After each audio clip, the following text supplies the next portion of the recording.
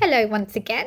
Thank you for joining me, and thanks so much for the people who've already watched and liked and commented on my videos. I really didn't expect to get very many views, being that I am just posting for the first time in this arena of true crime and psychology. But really exciting that I have had people give me some positive feedback, and I totally appreciate that. Particularly given this is a bit of an ad hoc channel with not a lot of bells and whistles. So lots of appreciation there. Thanks, guys. So I'm going to launch into a couple of videos, I suppose, still around the psychology aspect of the Richard Allen case, the Delphi murders. My spin is a little bit different, I hope, than other commentators because it's coming more from a psychology angle and looking at the psychology behind some of the topical issues that relate to this case. Today, I really want to focus on a really contentious part of this case, and that is the argument that I see, I guess the tension that I see between people who feel they're strongly placed in the Richard Allen is guilty camp versus the people who are strongly in the Richard Allen is not guilty camp. I don't even know if it's just those two categories, because I think there's also this third category of this was actually just maybe not a fair trial, and so he isn't guilty beyond reasonable doubt, but I don't know if he is guilty. So I think there are many other camps along the way. It's a bit of a continuum. But realistically, I guess the conflict occurs when we've got the very strong pro-guilt camp and the very strong pro-not guilty camp. And I've seen a lot of viciousness in social media, which I know is part of social media, unfortunately, that actually makes you want to avoid it. But it's really tricky because I simultaneously love to engage about a true crime because it's something I'm interested in. And I don't often have that avenue in my day-to-day life because not all of the people around me are as invested and interested in true crime as I am. But I also don't want to post and then be told off for stating something that I think or feel. I would totally understand if you get told off because you're stating something in a really rude, aggressive way. But I think a lot of us don't go on there to do that, and it really puts me off. Anyway, side point there. That's just my feelings personally. But let's get into this topic that seems to have generated a lot of discussion through the trial and certainly in the aftermath, and that is the pro-guilt parties saying, why do people support Richard Allen, the child killer? First point, I don't have a strong sense of whether he is or isn't guilty. I will admit that I see evidence in both camps, and so, yeah, I don't really have a strong view, and I'm so glad that I was not on that jury. What I do have a view about, though, is, as I mentioned, the kind of meanness that exists when we're discussing things that we disagree on. So let's explore it a bit further. Why do people support Richard Allen? Okay, so the factual aspect of it, I guess, maybe factual, I don't know if that's the word for it, but what people would say about why they support Richard Allen is that they truly do not believe that the evidence holds any weight, that they truly do believe that there was coercion and the mistreatment, which I think is not just a belief, that is true. There was mistreatment in the justice system, but I guess the point of contention is, did that mistreatment lead to the coercion of a confession that wasn't accurate? And so, yeah, I think that, again, there is certainly some evidence that could support that, but it's not conclusive. I mean, it could be that he was coerced, but he also is guilty. You know, who knows? But that's kind of the surface level. Let's look a little bit deeper, because some people say the reason that some people would support Richard Allen in this case, or Brian Koberger in the Idaho case, is that they enjoy the drama, that they like a good conspiracy theory, that they're doing it for likes, and controversy kind of gets likes and interest. And it's kind of all seen as like bad guys. You're the bad guys supporting this. You don't really believe this person's innocent. You're just doing it because of these negative motivations. The reason I put negative in quotation marks is they're actually pretty human motivations, and well, most of us have them to some extent. So I definitely think there is a part there of us that is always going to be motivated by, or not always, but often going to be motivated by drama, by intrigue, and like a good whodunit mystery, right? We like novelty, we like drama. That's just seems to be a really kind of common part of human nature. But let's deep dive a little bit further from a psychological perspective. So let's just say, beyond the evidence itself, what other psychological processes might be at play that explain why somebody might stick by someone like Richard Allen?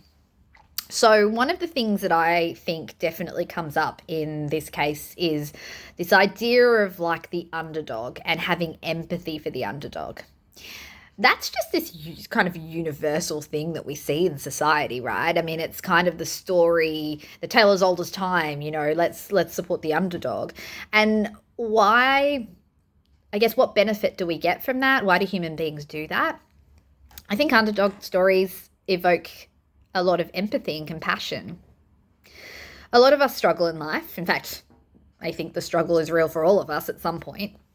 And so we can identify with that struggle. We can identify with vulnerability, and particularly in a case like this where we're dealing with a man who hasn't had any criminal history and seems like sort of your everyday dad, versus the state where we've had, I guess, a judge who seems on the surface to be quite authoritarian, which I know is kind of what a judge should be, or is kind of, not should, but is. But yeah, okay, there's some opinions here that Judge Gull has kind of taken that to the nth degree.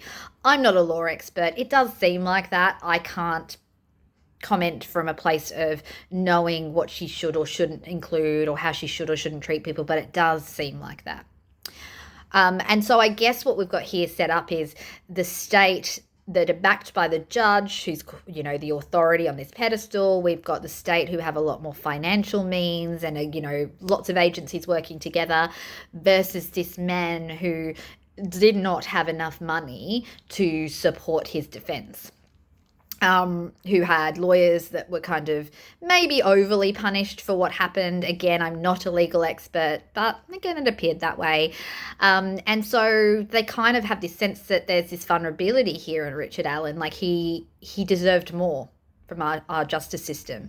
We add on to that what happened in the correctional facilities, which is absolutely abhorrent from what I'm hearing. I've obviously not witnessed the trial, but from what I'm hearing, I think that most of us would agree that that wasn't fair. No matter who he is or what he did, that isn't how somebody should be treated. So there's a lot of factors here that evoke empathy for Richard Allen, which I know sounds ridiculous, because you could go, well, but if he killed Libby and Abby in such a horrendous way and then lived for 5 years of his life, you know, normally after that, like, that's hard to have empathy for. But it's kind of just the overall story that people have empathy for, the story of the person who is kind of going against the establishment and doesn't have power. And I think we universally tend to kind of side with underdogs. Not everybody, but a lot of us do. So I wonder if there's that going on. I guess the other thing about the underdog story is the fact that it's dramatic and there's tension and it's engaging. I certainly am going to be far more engaged by a true crime case where there's twists and turns and controversy than I'm going to be engaged by a slam dunk case that's really obvious. I mean, there's a reason that cases like the Delphi murders, like the Idaho murders, generate so much interest, because there are other horrific, horrendous crimes that occur all the time. Maybe not all the time, but occur regularly. I mean, that's just the way that it is, that we don't show as much interest in, because there isn't this intrigue. There isn't these twists and turns and conflictual things that kind of come up that make it much more divisive. Is that necessarily a bad thing? We're not here to decide whether that's good or bad. What we are here to say is that that is human nature, and it's an understandable kind of identification. So I feel like the underdog part does play a part with Richard Allen. I certainly would say that I've fallen prey to that. I know for me, I was divided on the case because I do think that the evidence on both sides wasn't the best, to be honest. Nobody's fault necessarily. Oh, well, maybe some poor police work, but I don't think it was clear cut. But then on top of that, I did notice for me, I just kind of wanted him not to be guilty. And I kind of questioned that. I'm like, why do I want him not to be guilty? There's something kind of psychologically going on there for me. And I think it was the identification of him as just like a family man, like a dad, someone who has had mental health struggles. Again, that's something that's going to automatically evoke some empathy from me. There's just something about it where I was like, but he's never done anything bad before. I just want him to be a good guy. You know, like realistically, that is something that came up for me emotionally. I don't know if that's shown up for other people, but I kind of just wanted it to be wrong, that he wasn't guilty, that this was just, you know, a horrible set of circumstances that's led to this unfair verdict. And I can't fully understand it. I'm kind of exploring it myself still, because I don't always feel that for every offender. There are some offenders where I'm like, yeah, so that person deserves to go down. And I didn't feel that with Richard Allen. And I don't know if it's something that he exudes in terms of who he is. I mean, even hearing the stuff around the transcripts of his phone calls and that sort of childlikeness about him, you know, I don't know. I guess I saw the vulnerability. He certainly has looked vulnerable because of the mental health struggles and, you know, his deterioration in jail.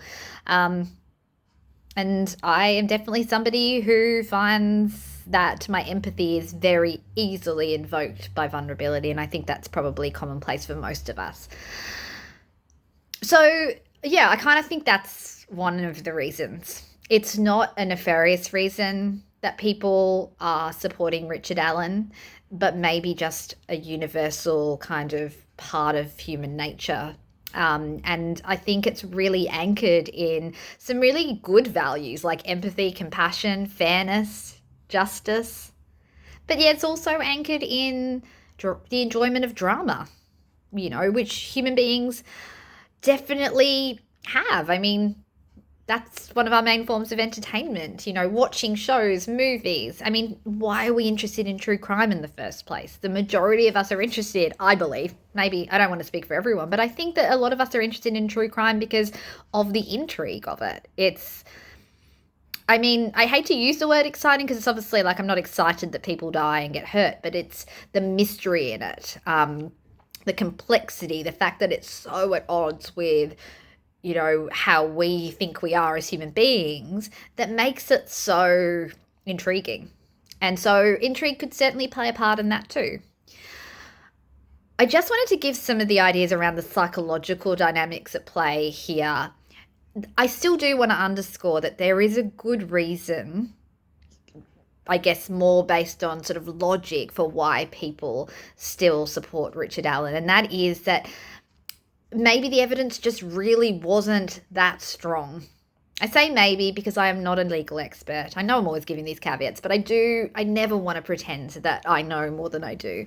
And I guess from what I've seen of the legal analysis of this case, I do believe that there are holes in the case.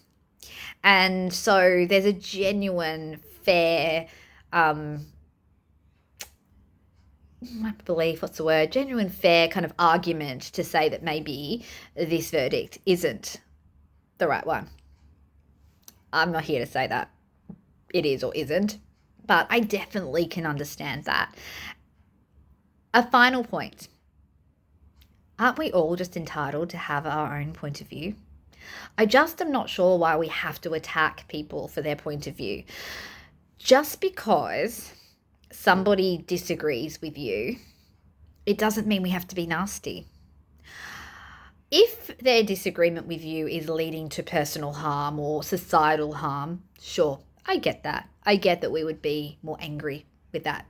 Still, I think we could draw the line at just being angry and outraged and not kind of digress into nastiness. But it doesn't personally affect you if someone does or doesn't believe in Richard Allen's guilt. It really doesn't. I would not have any issue with Libby or Abby's family saying, I don't want you to tell me Richard Allen is not guilty. Because fair enough. Fair enough. They need to hear what they need to hear to cope with this unimaginable grief and loss. But you and I, which I'm guessing is just the general true crime enthusiast, we don't have to agree. It doesn't matter. It really does not affect us whether somebody on the other side of the world believes that Richard Allen is or isn't guilty. And I'm passionate about that because I just think it just means that online communities are just not a safe space anymore. I know for me personally, the few times that I have kind of dipped my toe into posting in forums on Reddit and things like that, you get shot down. And I definitely don't say anything controversial because I'm very much on the fence and, tend to be an overly cautious person when it comes to kind of putting opinions out there. Say that. And I'm recording on YouTube, but you know what I mean? I mean, if you've watched any of my videos, I put caveats in. I say, I don't know, based on my information. I never have this certainty. And so when I post things and I get people going, bleh, you don't know, don't say that. Why are you so stupid? I mean, no one said that directly to me, but I see those dialogues and I just go, that just really all it does is it discourages community discussions. And that is not the point of our society, I don't think. So I've probably got more to say on this whole need for dichotomies, and maybe that's for another video, maybe related to Delphi, maybe related to something else. But long story short, everybody's entitled to their own opinion here. There are good reasons for people to believe that Richard Allen is not guilty. There are good reasons for people to believe that Richard Allen is guilty. No one truly knows, and it's okay to have your own opinion.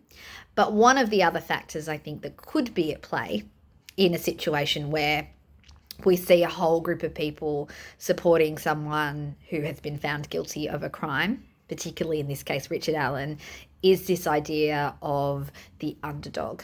So hope that helps. Bye.